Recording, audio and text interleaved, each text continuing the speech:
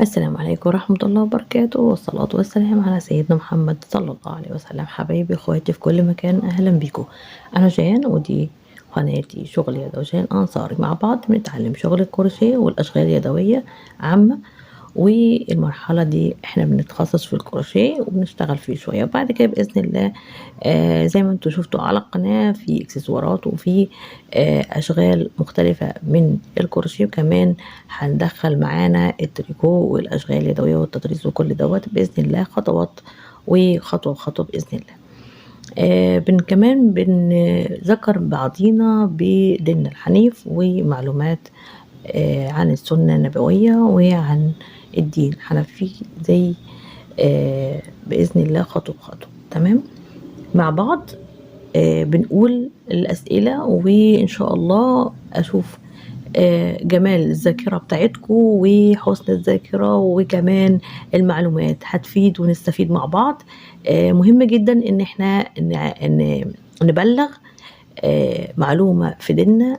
كلنا هناخد الأجر والثواب بإذن الله. كلنا نعلم بعض ونفكر بعض ونذكر بعض في التعليقات علشان نوصل للمعلومة لكل ناس كتير جدا. في ناس كتير على فكرة مش عارفين المعلومة وكسلانين يدوروا، وكمان يبقوا معانا بنفس اللحظة نستفيد بالكروشيه، وكمان في نفس الوقت بمعلومة نذكرها مع بعض في ديننا.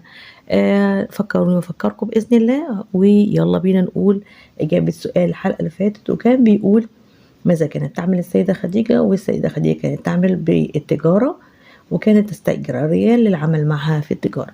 تمام. سؤال حلقة النهاردة: ماذا سمي العام الذي توفيت به السيدة خديجة وعم النبي أبي طالب؟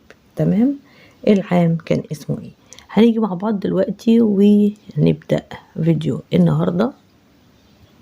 بنبدأ مع بعض هنعمل الدايرة السحرية، وبنطلع ناخدها كده، وبنطلع 1 2 3، وباخد الخيط وبدخل وبعمل عمود بلفة وعمود تاني.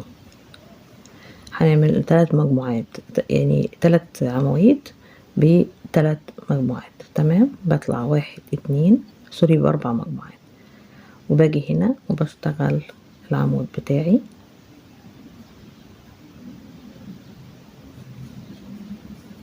هعمل 3 برضو،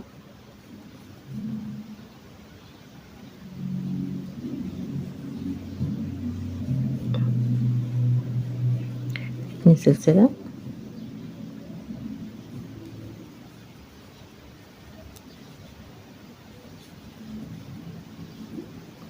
تلاتة، 2 سلسلة وتلاتة. الخيط متوسط السمك زي ما انتوا شايفين، وانا جبت ابرة اصغر شوية من ابرة رقم 3 دي، 2.5، عشان يبقى متماسك شوية معايا. عملت الغرزة الأخرانية، المجموعة الأخرانية 2 سلسلة، وبعمل منزلقة في السلسلة الثالثة.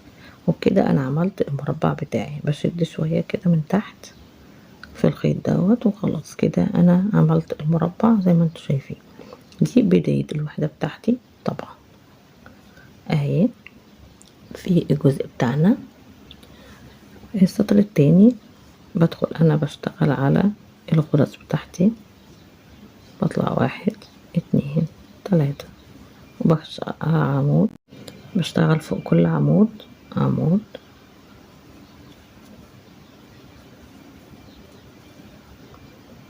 عملت 3 عمود. تمام. باجي هنا وفي الغرزتين السلسلتين باجي بعمل 2 عمود.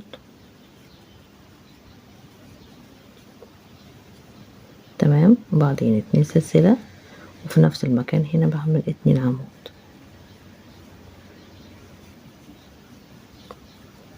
وبدخل هنا على أول عمود يقابلني، بعمل ال3 عواميد. 2 3 اتنين عمود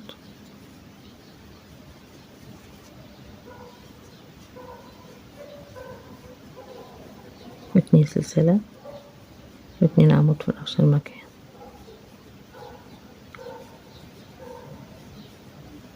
بعدين باخد بدخل بالخيط في العمود الاولاني وبعمل عمود بلفة، العمود التاني، العمود التالت، واشتغل اتنين عمود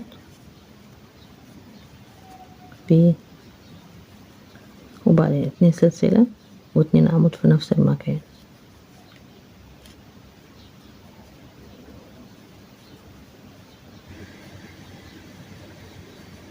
وفوق كل عمود بعمل عمود.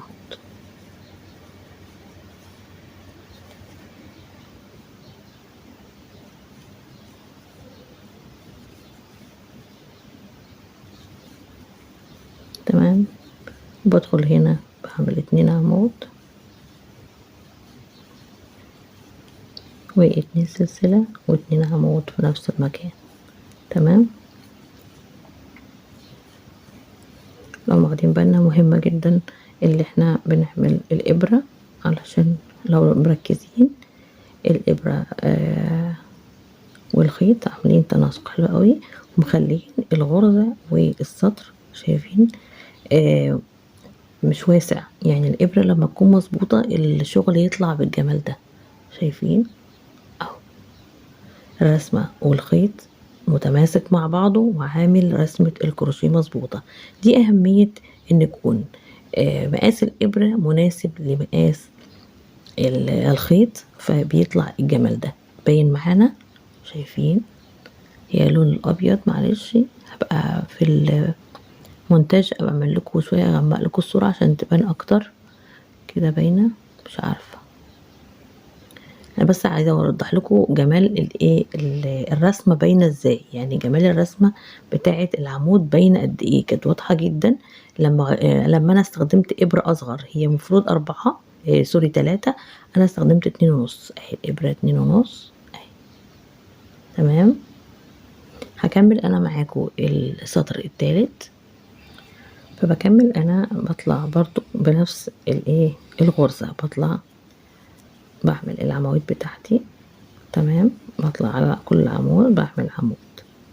تمام. ادي اول عمود بالشكل ده،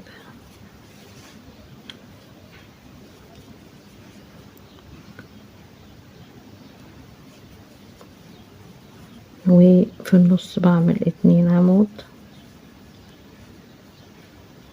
يا جماعة العيب ده مش من عيب، مش من الخيط ده، انا اللي كانت قطع مني وكده يعني. 2 سلسلة بدخل كده بص اجيب الخيط اللي واصلة طلعت معايا هنا بمشي عليها عادي جدا بالشكل ده. بعمل يبقى برضو معايا بقى العمود اللي وراها بشتغل. بص انا دخلتها دلوقتي بين الخيط وبعضه ما بانتش. تمام. مش انا سايبه الشنب بتاع الخيط ده كده، لا الجزء كده بسيبه لغايه لما اشوفه هيبقى يجي معايا جوه الخيط بالشكل ده افضل، ولا اقطعه لما يكون بارز. هيبقى بارز ومش هيبقى جوه الشغل فبيتقطع افضل يعني، بس انا بحب ادخله جوه الشغل عشان ما يبانش. هو دي مبان ما بانش معايا اهو. وبعدين بدخل على السلاسل بعمل 2 سلسلة بعد ال2 عمود اللي في النص. تمام. اللي في الركنة، وفي نفس المكان 2 سلسلة 2 عمود تاني، وبمشي فوق كل العواميد. تمام. الغرزة هنا بتعملي انتي المسافة اللي انت عايزاها بنفس الغرزة دي، يعني بتزودي وبتطلعي فوق كل عمود بعمود بالشكل ده، وبنيجي على الركن بتعملي 2 عمود 2 سلسلة 2 عمود. بطلع انا بنفس الطريقة بالعدد المراحل اللي انا عايزاها، وباجي بعمل لكم الفينش بتاع السطر والرسمة بتاعتي عمود بريد امامي بالشكل اللي انا هوريه لكم. بس اكمل المراحل بتاعت الوحدة واكبر شوية، اكبر شوية الوحدة بنفس الطريقة. واخدين بالنا هي الطريقة دي بمشي بيها على كل السطر كده. كل السطر خدناه معانا في الكادر عشان ايه هو صغير لسه ما كبرش، الوحدة ما كبرتش. فانت بتمشي بالطريقة دي وبتزودي عدد المراحل والسطور زي ما انت عايزة تعملي 3 4 5 6 الوحدة اللي انت عايزاها بالمقاس اللي انت عايزاه ممكن تزوديها، لان الخطوة دي بتتكرر، بس مجرد ان هي بتتكرر. عمود فوق العمود بالشكل ده، وباجي في الركن بعمل 2 عمود و2 سلسلة و2 عمود في نفس المكان. تمام. بعد ما اخلص العواميد بتاعتي واشتغلهم بعمل المنزلقة العادية بتاعتنا في السلسلة التالتة. كده انا وريتكم الوحدة بتاعتي عملتها ازاي اهي. تمام. اهي كمان لو حابين تشوفوها الرسمة مظبوطة. الكروشيه دوران الكروشيه مع الابرة رقم 2.5 عاملة شغل حلو قوي، والرسمة باينة رسمة الوحدة اللي انتوا شايفين ورا وقدام. الرسمة بتاعت العمود بلفة باينة قوي وشكلها حلو. تمام. بطلع انا بقى 2 أو 3 تاني، يعني انا عملت 1 2 3 بعمل 2 تاني 5 أو 6 تاني، يعني بحيث الوحدة تبقى 6 أدوار أو 5 أدوار. بعد كده هوريكم الرسمة الأخرانية اللي هعملها بالبريد الأمامي هعملها ازاي. تمام. عشان أديكوا كمان هعمل بلون مختلف، يعني بعد ما أخلص اللون الأبيض هعمل بلون تاني مختلف عشان يبان الشكل بتاع الرسمة. تمام. أنا كده عملت المربع بتاعي وبدأت أعد من أول الزيادة 1 2 3 4. باجي هنا في الزيادة الأولانية فباجي على الجزء اللي أنا عاملاه بعد 1 2 3 عمود، وباجي هنا في العمود الرابع وبعمل بدخل اخد الخيط بتاعي وهعمل الغرزة بتاعتي. وغرزة الأول العمود اللي هو أول عمود الأول هعمله، اللي قبليه بعمل فيه غرزة كده، وبعدين بدخل تاني اعمل غرزة حشو. تمام. طبعا انت بتستخدمي اي لون انت حباه. وبعدين باخد الخيط على 2 وباجي على الغرزة اللي تحت هنا، مش اللي هنا اللي تحت هنا، وباجي اعمل بريد امامي كده بالشكل ده.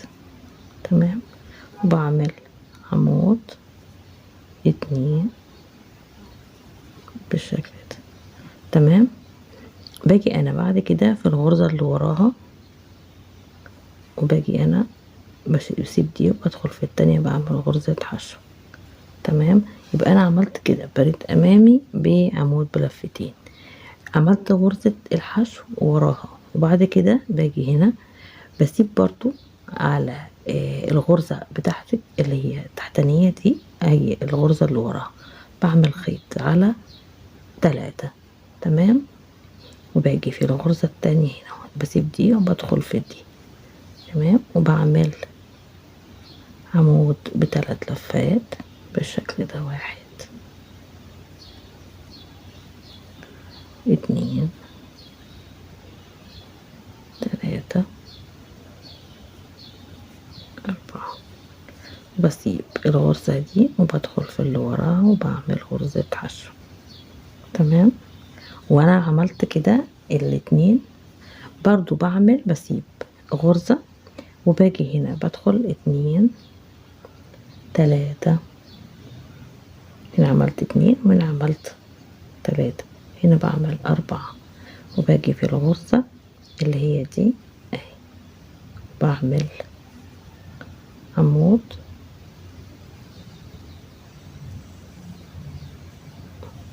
بالشكل ده.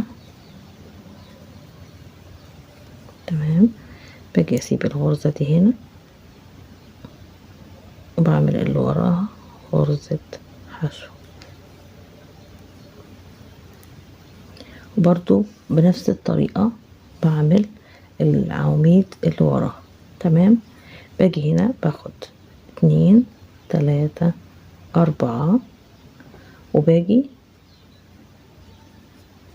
بعمل بسيب انا عملت في العمود ده اللي وراه.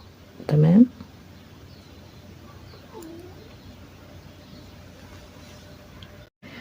باجي هنا 1 2 وباجي في التالتة دي وبعمل غرزة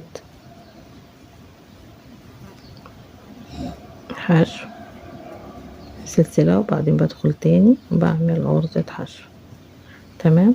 باجي هنا الغرزة اللي تحت هنا اهي وبعمل بشتغل في العمود هنا بريد امامي بالشكل ده. تمام. باجي الغرزة اللي وراها بعمل غرزة حشو، باخد الخيط على 2 وبعمل على الغرزة اللي في الدور التحتاني اللي هي انا عملت دوت بعمل الغرزة دي. باجي هنا بشوف الغرزة دي الاولانية، التانية هنا اهي سوري اهي، وبعمل هنا عمود بلفتين بس بريد امامي. تمام. وباجي هنا بعمل في الغرزة اللي وراها غرزة حشو. تمام. باخد الخيط على 3 وباجي على الغرزة هنا بسيب دي وبتنقل التانية وبعمل عمود ب3 لفات 2 3 وبعدين بدخل على الغرزة اللي وراها وبعمل غرزة حشو. تمام. باخد الخيط على 4 وبطلع على الغرزة دي بسيبها، بطلع على اللي وراها بعمل عمود ب4 لفات 1 2 3 بالشكل ده، بسيب غرزة بدخل التانية بعمل عمود. بعد كده باخد على 3 وباجي هنا على الغرزة دي بسيبها بعمل اللي وراها وبطلع كده على الدور اللي وراها. باجي هنا بعمل غرزة حشو، باخد الخيط على 2 وباجي على الغرزة دي هنا بسيب دي وبعمل في دي بعمل عمود بلفتين، بعد غرزة حشو هنا وبعمل غرزة حشو. باخد الخيط بالشكل ده وباجي على الغرزة اللي هي هنا بسيب واحدة بدخل على التانية هنا وبعمل هي الاتنين دول بعمل دي.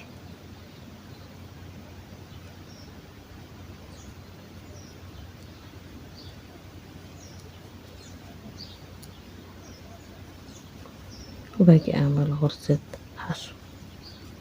يبقى الرسمة بتاعتي هتبقى بالشكل ده. تمام. واخدين بالنا من البريد الامامي اللي هعمله في الغرزة بتاعتي بالشكل ده. تمام. بعمل طبعا بعد كده غرز الحشو، في كل غرزة بعمل غرزة حشو هنا واحدة وهنا كمان واحدة في العواميد، وبعدين بدخل في غرزة 2 سلسلة بعمل غرزة وبعدين 2 سلسلة وبعد في نفس المكان بعمل غرزة حشو، وبعد برضو بنفس اللي انا بعمله بعد 1 هنا عمود 2 3 وبنفس النظام بدخل هنا في الغرزة اللي ورايا هنا وبعمل عمود بلفة بس ايه بريد امامي، بعمل غرزة حشو بعمل الاتنين وبنزل على الغرزة التانية هنا وبعمل عمود بلفتين بالشكل ده، بسيب غرزة وهعمل غرزة حشو، بعمل بنفس النمط هنا اهو بشتغل بنفس النظام ده، بعمل هنا كمان واكمل كل الاضلع بالشكل ده ونرجع تاني مع بعض. انا كده وصلت للجزء الاخراني وهعمل المنزلقة.